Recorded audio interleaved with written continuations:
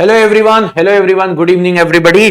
सो भाई, Uttar Pradesh Power Corporation Limited, Uttar Pradesh के बिजली विभाग यूपीपीसीएल की तरफ से फाइनली एक चुप्पी तोड़ी गई है। और ये चुप्पी बहुत ही अजीबोगरीब चुप्पी है और इंजीनियर्स के लिए गलत किया गया है, मैं यही बोलूंगा। तो इस वीडियो को एंड तक देखिएगा। इस वीडियो में मैं बताऊंगा आपको एक्सपेक्टेड क्या वैकेंसीज हैं, क्या नई गाइडलाइंस हैं। कुछ बच्चों को पता चल भी चुकी होंगी, लेकिन उसके बारे में थोड़ी सी चर्चा अपन लोग करते हैं।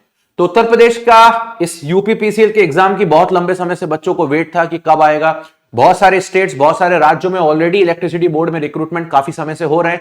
उत्तर प्रदेश के बच्चों को भी यही था कि सर कब तक देखने को मिलेगा, क्या करेंगे। और बहुत सारी उलझने पहले भी आती रही थी, क्या यूपीपीसीएल को यूपी ट्रिपल एससी से करवा देंगे, क्या यूपीपीसीएल में ये कर देंगे, क्या यूपीपीसीएल को आउटसोर्स के द्वारा भर लिया जा रहा है। तो बहुत सारी चीजें ऐसी चल रही थी। मैंने बच्चों को यही बोला था कि प्राइवेटाइजेशन जरूर हो रहा है, लेकिन एक प्राइवेटाइजेशन का मतलब ये नहीं होता कि डायरेक्ट रिक्रूटमेंट ना हो। डायरेक्ट रिक्रूटमेंट तो होगा, आगे चल के थोड़ा टाइम लगेगा, लेकिन ये टाइम तो इन्होंने ले लिया। लेकिन टाइम लेने के साथ एक बम फोड़ दिया बच्चों के ऊपर। चलिए इस बम को जरा समझने की कोशिश करते हैं। तो उत्तर प्रदेश सरकार की तरफ से यूपीपीसीएल के लिए एक तरीके की गलत गाइडलाइंस बना दी गई हैं। और मैं उत्तर प्रदेश सरकार को यह बोलूंगा कि यह गाइडलाइन आपको यूपीपीसीएल में बनाने की बिल्कुल भी जरूरत नहीं थी। इसका कोई सिर पैर नहीं है। देखिए, इनका यह कहना है कि 23 जनवरी को इनकी बैठक में इन्होंने ये बोला गया और इस पे नवीन व्यवस्था रख दी गई है। और नवीन व्यवस्था में इनका यह कहना है कि भैया अब से हम एई और जेई के रिक्रूटमेंट स्कोर कार्ड के बेसिस पे करने वाले हैं। मतलब इनका यह कहना है कि भैया अब हम जितने भी स्टूडेंट्स हैं, सबसे पहले उसके 2 चरण में हम काम करेंगे सीधी भर्ती के लिए। तो सीधी भर्ती के माध्यम से जो नियुक्ति होती है वो 2 तरीके से होगी। पहली जो नियुक्ति होनी है या पहला जो इनका ये है वो 2 चरण में होगी। प्रथम चरण में इनका ये कहना है कि भैया प्रथम चरण में हम लोग स्कोर कार्ड से शॉर्ट लिस्ट करेंगे 5 गुना बच्चों को।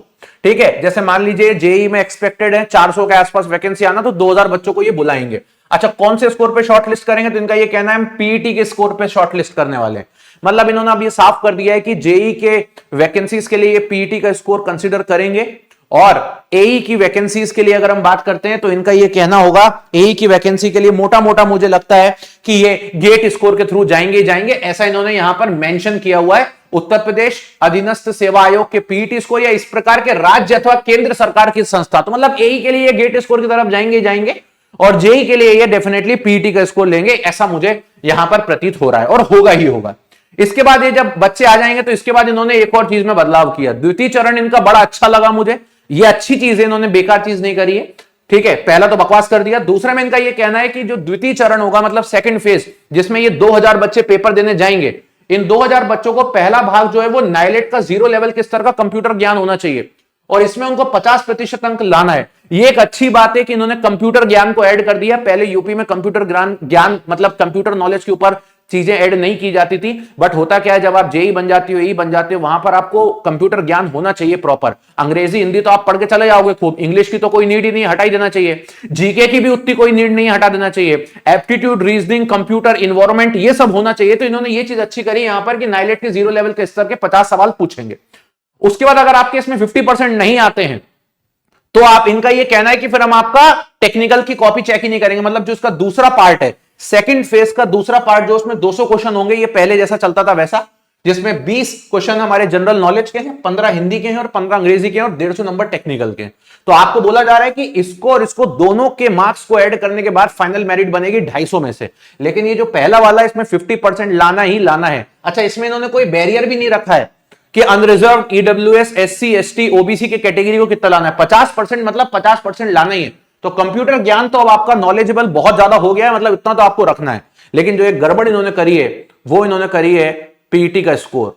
मुझे ऐसा लगता है कि ठीक है, उत्तर प्रदेश सरकार चाहती है कि वो एक चैनलाइज फॉर्म में बना दे और ये एक पहला स्टेट देश का ऐसा बनने जा रहा है जो अब चैनलाइज्ड फॉर्म में रिक्रूट करने जा रहा है। ऐसा देश का कोई स्टेट नहीं है। मुझे लगता है आगे चल के उत्तर प्रदेश को देख के और भी स्टेट इस चीज को, एक्टिविटी को करेंगे, क्योंकि मैंने रिसेंटली देखा है गुजरात में भी ये चीज चल रही है, मध्य प्रदेश में भी काफी लंबे समय से ये चल रही है कि कोई एक कॉमन एंट्रेंस एक एग्जाम बना लिया जाए जिसको सबको देना ही देना है। उसके बाद फिर अलग अलग डिपार्टमेंट की वैकेंसी के लिए अलग अलग अपना अपना पेपर करवाया जाए। ऐसा मध्य प्रदेश में भी बहुत टाइम से चल रहा है, लेकिन अभी तक लागू नहीं हुआ है।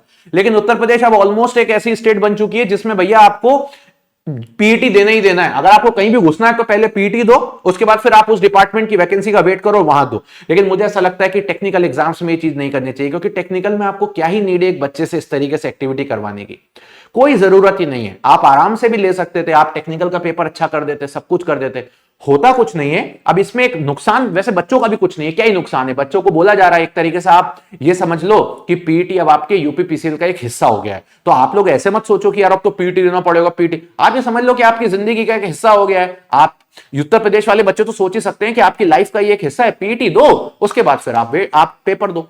तो दिक्कत कुछ नहीं, लेकिन चेंजेस से सबको डर लगता है और वही चेंजेस एक बच्चे को अंदर ही अंदर खाने की कोशिश करता है। तो मैं आपको यही बोलूंगा कि बढ़िया तरीके से तैयारी करिए, पेपर 2026 में होना ही है, क्योंकि इतने बड़े लेवल पर यहां पर ऑलरेडी इन्होंने इस चीज को मान लिया है। जॉइंट सेक्रेटरी जो हैं यूपीपीसीएल के, उनका ये कहना है और इस तरीके से इन्होंने इस चीज को मान लिया है। और अब आपको ये बस तैयारी करना चालू कर दीजिए, सबको नोटिस पहुंच चुके हैं, सभी को पहुंच चुका है, ठीक है। तो अब आप बढ़िया तरीके से तैयारी करना चालू करिए। 2026 में यूपीपीसीएल का जेई और एई इन दोनों का ही पेपर होना है। वीडियो के नीचे कमेंट जरूर करके जाइएगा कि कैसा आपको ये लगा, क्या आप इसमें और चाहते थे, आपको और क्या लगता है कि क्या इसमें बदलाव आना चाहिए, और आपको क्या लगता है कि क्या बदलाव नहीं आना चाहिए। चलिए गाइस, इस तरीके से मिलते रहेंगे। So thank you so much, bye bye, take care and love you.